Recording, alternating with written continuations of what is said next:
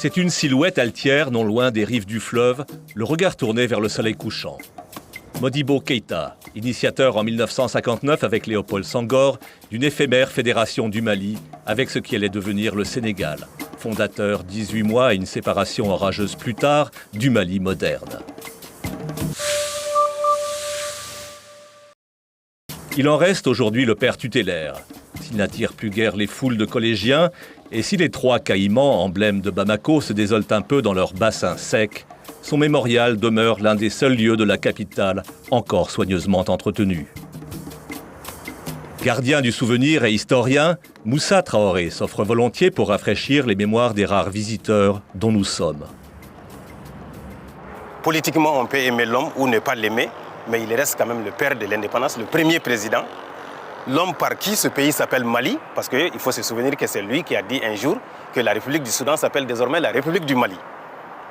C'est par lui qu'on reconnaît les 3 couleurs du drapeau vert, jaune, rouge, c'est son choix, n'est-ce pas? C'est par lui qu'on est fier d'une certaine devise « un peuple, un but, une fois » qu'on lui doit. C'est par lui que tous les Maliens frémissent au son de l'hymne national du Mali, à ton appel Mali. Socialiste et figure à son heure de gloire des indépendances africaines, Modibo Keïta fréquente Nasser, Mao ou encore Che Guevara. Chassé en 1968 par un coup d'État, déjà, il meurt emprisonné 10 ans plus tard. De son époque de foi partagée en un avenir radieux, seuls demeurent aujourd'hui quelques vestiges édifiants sur les murs de la ville ou les pelouses d'une assemblée nationale désœuvrée. C'est une litote, le rêve originel ne s'est pas réalisé. Loin des valeurs de sa naissance, le Mali est devenu l'une des économies de marché les plus pauvres du monde, au 175e rang mondial. S'il voit par les yeux de sa statue, Modibo Keïta peut contempler à ses pieds une neuve et pompeuse cité administrative à la mesure d'une bureaucratie corrompue, pillée il y a moins d'1 an par une soldatesque débridée.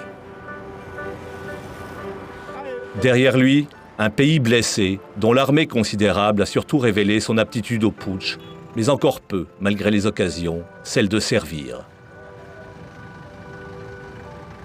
Écrivain et auteur à l'indépendance des paroles de l'hymne national, Sédou Badia fut compagnon de Modibo Keïta et l'un de ses ministres. Je suis profondément meurtri quand je vois ce qu'est devenu ce pays que j'ai vu naître. Notre œuvre a été pratiquement condamnée à la déliquescence. Je ne suis pas très fier de la classe politique qui nous a succédé. Tout n'est pas brisé, pourtant, du rêve malien. Si l'État et une grande part des élites ont failli jusqu'à la caricature, la société, elle, a mieux résisté. Dans les heures les plus sombres, le désir de 15 millions de Maliens de sensibilités religieuses diverses et d'une vingtaine d'ethnies fort différentes de continuer à vivre ensemble n'a jamais été vraiment remis en cause. Avant même la contre-offensive, les djihadistes ont échoué à transformer leur aventure en guerre civile. Le Mali ne peut pas mourir. Le Mali est une très vieille nation. Nos mères, nos grands-mères nous ont chanté ce pays.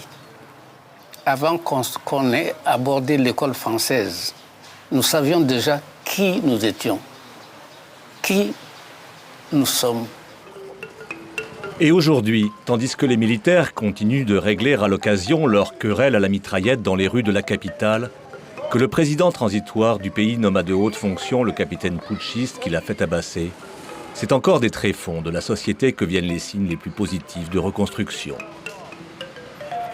Médecin originaire de Gao installé à Bamako, Mariam Maïga coordonne un réseau de femmes pour la paix.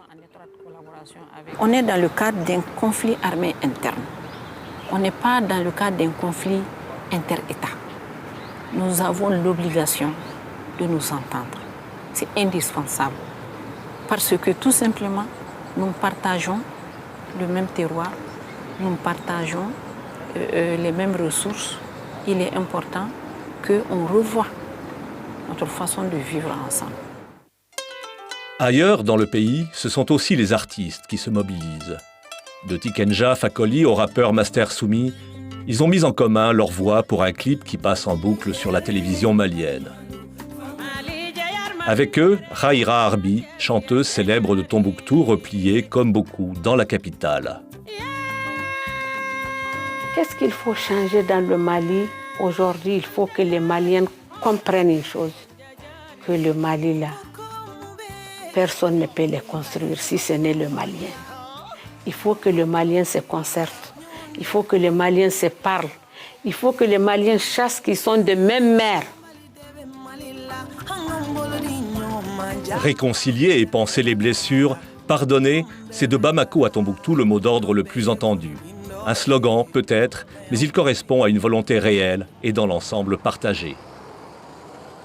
Revanche des humiliés d'hier, la libération n'a pas donné lieu dans la population au bain de sang ni même aux vengeances un peu vite annoncées par les Cassandres.